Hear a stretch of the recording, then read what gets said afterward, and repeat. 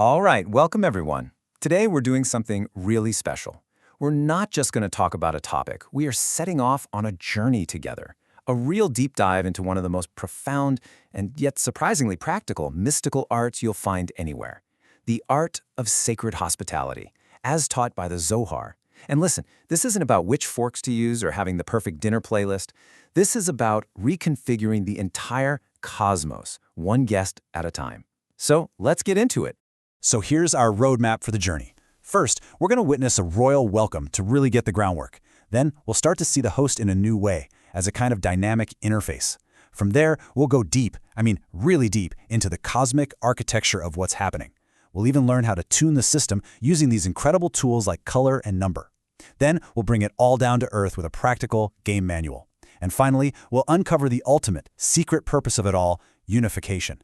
We'll be moving through these 6 stages using the classic 4-level framework of understanding known as pardes. So, let's start at the beginning, at the most literal level. Okay, I want you to just picture this scene. Imagine you're watching a movie in stunning 4K, and the camera is just gliding through these grand, ancient halls. This is King David's palace, and the air is just electric with anticipation. You can feel it. He's preparing to receive the most honored guest imaginable, the divine presence itself. This image, this incredible, meticulous preparation, this is the literal foundation for everything we're about to explore. Now, right away, the Zohar hits us with this super subtle but absolutely game-changing distinction. You see, the text says, a psalm of David. That means the psalm is coming from him. He's not just a passive antenna, picking up a signal. He's become the broadcast tower itself. So how on earth is that possible? Well, it's because he prepared himself first. He became a perfectly tuned instrument, a worthy vessel, so that the divine light could not just enter him, but pour through him.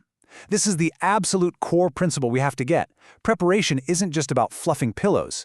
It's an internal spiritual act of alignment. The vessel has to be ready for the light. And just look at the detail here. This is not just getting ready for a party. This is a symphony of pure intention.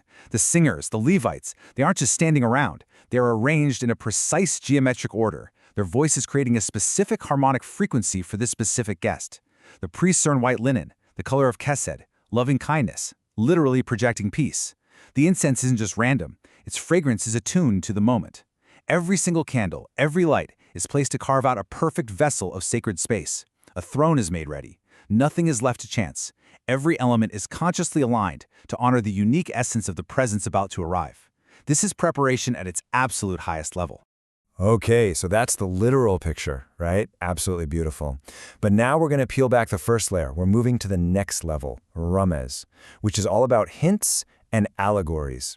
Because as you've probably guessed, this whole royal welcome scene, it isn't just a story about a king. It's a blueprint. It's a profound spiritual technology that applies to every single one of us every time we open our door, or even just open our hearts to another person. So when we talk about sacred hospitality, or hachnasat orchim in Hebrew, we are not just talking about being a good host in the conventional sense. This is something else entirely. It's the mystical act of becoming a vessel. It's about aligning your entire system, your physical space, your emotional state, your spiritual awareness, everything, to resonate with the specific frequency of your guest. The goal isn't just to make them feel comfortable. The goal is to create a sacred space where a true, divine connection can actually happen between two souls. And this slide really nails the difference. Think about it. Conventional hosting, a lot of the time, feels like a social obligation, right? It's focused on appearances. Is the house clean? Is the food good? The environment is static. This is my house, and you're a guest in it. The host is performing a role. But with sacred hosting, whoa. The whole thing becomes a spiritual opportunity. The focus shifts from appearances to alignment. The environment becomes dynamic. It creates a resonance with the guest. And the host stops performing and becomes a living, breathing vessel for connection. And then the Zohar drops this fascinating little bombshell. It says that for a true connection to happen, permission has to be granted by the master of the house. But then it clarifies this isn't the person who pays the bills. It's the divine name itself, the ultimate source of reality. This is a huge hint that true hospitality is never just a transaction between two people. It's a sacred event that has to align with a higher cosmic order. In essence, you're the stage manager, asking the director of the universe for permission to let this holy scene unfold in your space. Now, to put this in terms we can all grab onto today, think of the host as a super sophisticated dynamic user interface, okay? So when a new user, that's your guest, logs on, the system doesn't just sit there. No way. It reads their profile, it assesses their needs, their current state, and then it dynamically reconfigures the entire environment, the colors, the layout, the available tools, to create the perfect, most harmonious experience for that specific user. You're not a static web page. You're an adaptive operating system for human connection. And that idea is going to be key as we go deeper. All right, buckle up. We've seen the literal palace, we've understood the allegory for us, now we're going even deeper. We're entering the drosh level, where we get to interpret the underlying mechanics. We are basically popping the hood and looking at the cosmic engine, the Kabbalistic blueprint of exactly how this spiritual tech works. And this is where we meet the Sephirot. So what you're seeing here is essentially a map. It's a map of a cosmos, it's a map of your soul, and believe it or not, it's a map of how to host someone for dinner. Let's just walk through it. The host, your home, the environment itself, that's Malchut, the kingdom. It's the vessel that receives. The guest, the king being welcomed, that corresponds to Tiferet, which means beauty or harmony. That's the divine energy flowing in. Now, the actual connection, the doorway, the handshake, that's Yesod, the foundation. It's the channel that makes the meeting possible. And then, and this is so key, the environment has two main modes. On the right wing, you have chesed, loving kindness, and on the left wing, you have gevura, strength or judgment. And a masterful host knows exactly how to balance those two. Now, this isn't just some static diagram, okay? It's a living, breathing process. The whole point of this entire cosmic setup is to achieve something called Yichud, which means unification. It's about creating this perfect, seamless, harmonious flow between the host, Malkut, and the guest, Tiferet. And when that alignment happens, when the vessel is perfectly prepared for the light it's about to receive, well, something incredible happens. A flow of divine energy, what we call shefa, is literally drawn down from the higher worlds. Blessings, insight, healing, it all flows into the world through this simple, sacred act. Okay, we're still in that deep drosh level, but now we're getting even more practical. If the host is this dynamic interface and the goal is unification, what are the actual settings? What are the knobs and dials we use to tune the system? Well, the Zohar gives us two incredible calibration tools, color and number. But first, a really important heads up. The great Kabbalist Moshe Cordovero makes it clear that when these texts talk about colors, they're not being literal. This isn't about which color to paint your dining room. No, these are powerful metaphors for different modes of spiritual energy, different qualities of divine flow. It's a beautiful idea, right? The mystics use the tangible language of color to soothe the physical ear. It gives our finite minds a way to grasp these infinite spiritual concepts. So how does this work in real life? Well, a sacred host learns to read the spiritual state of their guest. You tune in. Is this person in a state of rachamim, a mode of mercy and openness? That energy corresponds to the color white, which flows from chesed. In that case, you create an environment of peace, of nurturing, symbolized by the priest's white garments. But what if your guest arrives in a state of din, of judgment? Maybe they're feeling defensive, or they just need clear boundaries. That energy corresponds to red, flowing from gevura. A masterful host doesn't force a red guest into a white room. No, they create an environment that honors that strength and discernment. Symbolized by a warrior's banners, you adapt the system to match the user. And then we have numbers. And again, these aren't just for counting. They represent deep cosmic structures. Take the number 3. This is like the foundational number of balance in the universe. You've got chesed, kindness, on the right, gevura, strength, on the left, and tiferet, harmony, right in the middle, balancing them out. Any stable system, from an atom to a friendship, is built on this foundational structure of 3. Then you have the number 12. And 12 represents a complete, perfected system. Think about it. The 12 tribes of Israel, the 12 princes who brought offerings to the tabernacle. It wasn't just one offering, it was 12 unique parts that, when brought together, created a single, complete, holy vessel. This teaches us that a host has to bring all 12 facets of their own soul into the act of preparation to create a truly whole and sacred space. Okay, I know that was a lot of deep, cosmic mechanics. So now let's bring all of this back down to earth.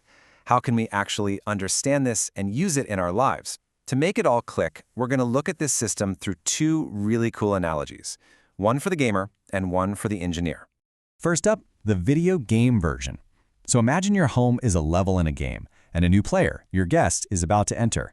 What's the mission? Step 1, you scan the incoming player. Assess their character class, their current state. Are they in mercy mode or judgment mode? Step 2, prepare the environment. You adjust the level's lighting, the music, the layout to match that player's vibe. Step 3, equip the right tools.